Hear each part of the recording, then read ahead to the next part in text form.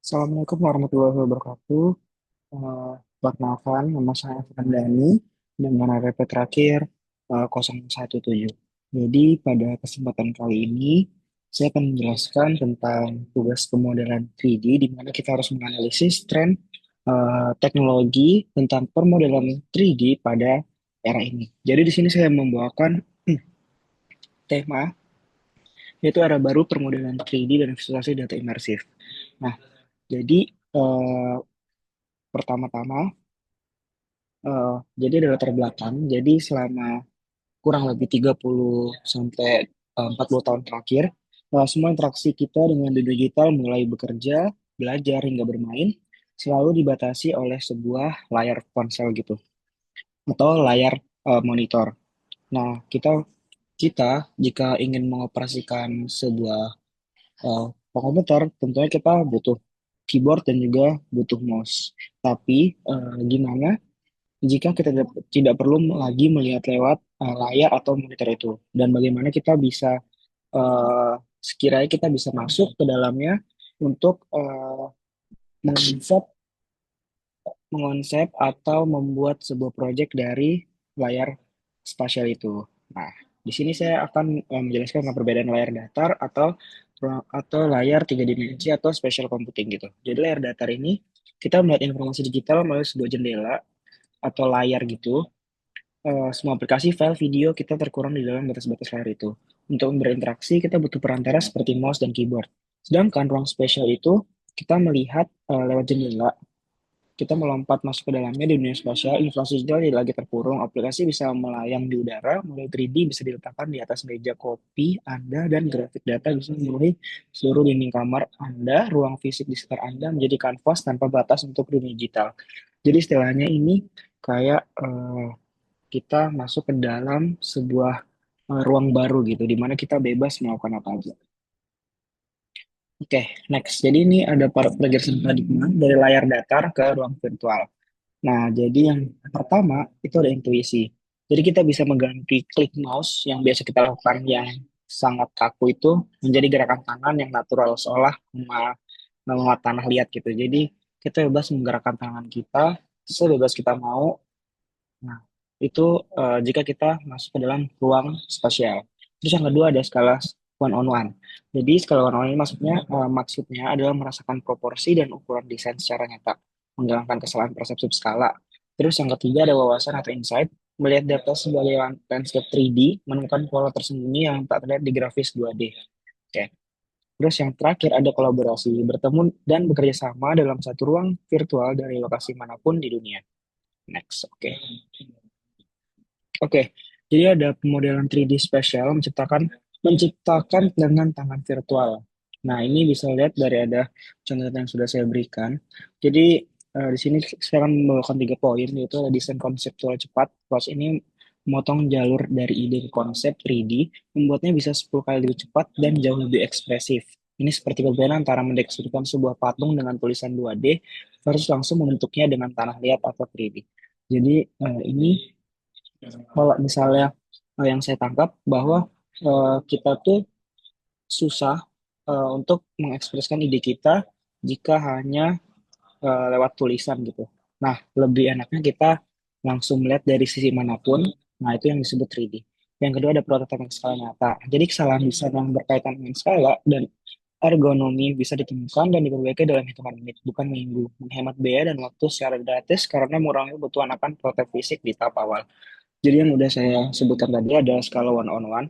Jadi jika kita mendesain di dunia nyata, jika ada eh, sedikit kesalahan mengenai skala, itu memperbaikinya akan membutuhkan waktu berminggu-minggu gitu. Contoh misalnya kita menggambar di sebuah kertas, ukurannya salah, kita harus mulai dari awal. Sedangkan kalau di dunia spesial, kita bisa langsung memperbaikinya tanpa harus membuatnya dari awal gitu.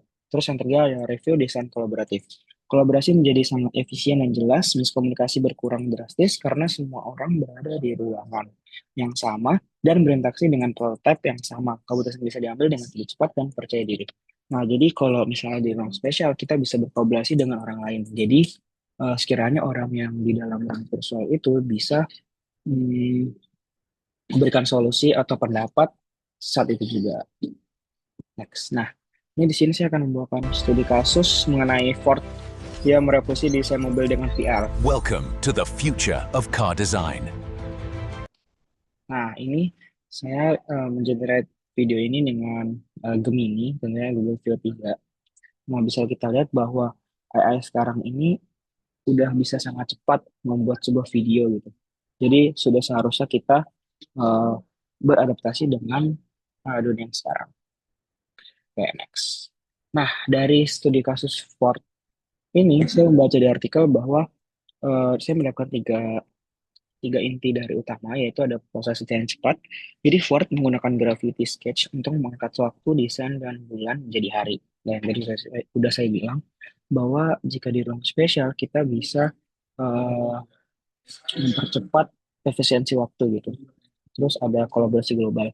Jadi desainer dari studi di Jerman dan AS dapat bekerja sama pada model mobil virtual yang sama secara bersamaan. Nah, tadi sudah saya bilang bahwa kalau di dunia virtual itu tidak terbatas dengan tempat. Jadi jika kita yang mau masuk ke dalam dunia spesial, kita bisa berkolaborasi dengan global. Terus yang udah saya sebutin tadi, keputusan skala one on one. Jadi para eksekutif dapat duduk di dalam prototipe interior mobil di VR untuk membuat keputusan desain yang lebih baik dan cepat. Next. Nah, selanjutnya ada visualisasi data imersif atau berjalan di antar angka. Nah, di sini ada tiga poin juga. Yang pertama ada memulai kompleksitas. Data dengan banyak variabel atau multidimensi dapat lebih mudah divisualisasikan dengan objek 3D, membuatnya lebih mudah dipahami daripada table. Oke, yang kedua ada menemukan pola. Dengan bergerak di sekitar data, pengguna dapat melihat korelasi, kelompok atau klaster, dan anomali yang tersembunyi. Terus yang ketiga, bercerita dengan data. Menyajikan temuan data menjadi lebih berdampak dengan mengajak audiens untuk masuk ke dalam situasi data tersebut. Nah, jadi menurut saya ini sangat membantu untuk data analis serta data scientist gitu. Dan dimana jika emang kita mengolah data, kita harus tahu karakteristik data gitu. Jadi eh, jika divisualisasi dengan 3D akan memudahkan para saintis untuk melihat struktur dan pola-pola tertentu pada data itu. Nah, terus yang kedua ada studi kasus riset medis dan Virtual reality and augmented reality are transforming drug discovery.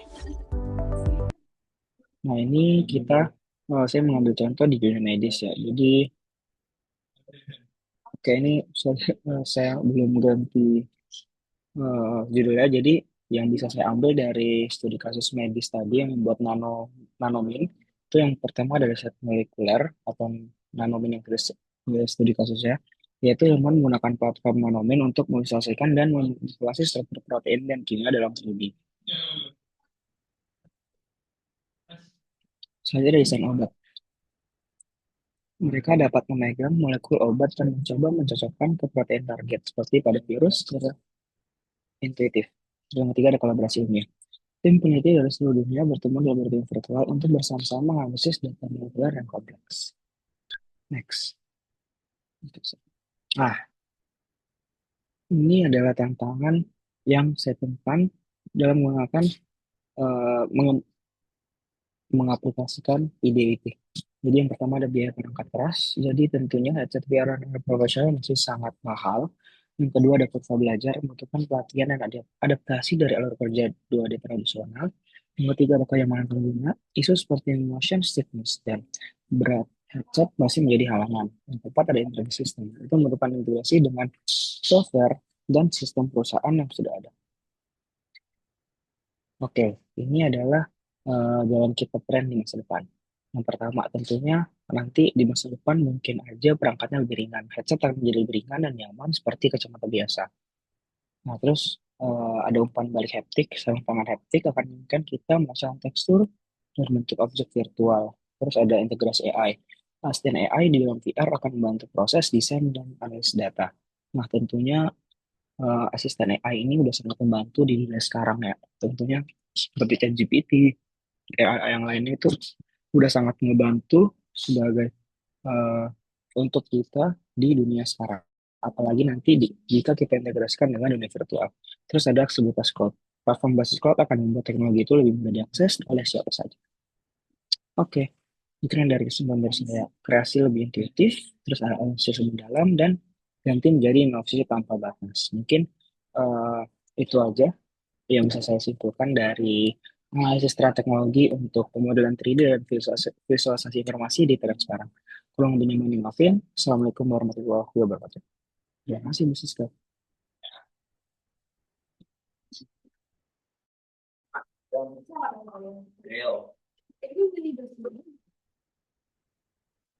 Cuk, kenapa ya? Aneh banget. Oh, pesen kopi dari bulan. Sebenarnya aku sini masih ngantuk.